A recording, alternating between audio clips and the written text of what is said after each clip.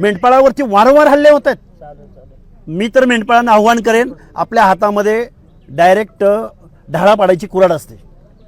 कारण आपला जर जीव घ्यायला कोण येत असेल, आपल्या डोक्यात जर कोण धारदार शस्त्राने हल्ला करत असेल, तर त्या कुऱ्हाडीचा वापर फक्त ढाळा पाडण्यासाठी करू नका। आपला जीव वाचवण्यासाठी तुम्ही डायरेक्ट अतिक्रमण करा। मी चेतावणी देत नाही, मी जबाबदारीने बोलतोय, तर वारंवार ह्या घटना घडत आहेत। पोलिसांचा धाक या आरोपींवरती नाहीये आणि कोण सामाजिक भावनेने जर बोलत असेल तर मग आम्हीही काही बांगड्या भरलेल्या नाहीत। आम्ही सुद्धा रस्त्यावर उतरू आणि आरोपींना पोलीस जर त्यांना शिक्षा देणार नसतील तर मग आम्हाला कायदा हातात घ्यावा लागेल।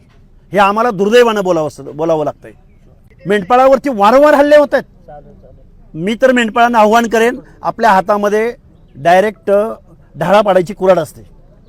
कारण आपला जर जीव घ्यायला कोण येत असेल, आपल्या डोक्यात जर कोण धारदार शस्त्राने हल्ला करत असेल, तर त्या कुऱ्हाडीचा वापर फक्त ढाळा पाडण्यासाठी करू नका।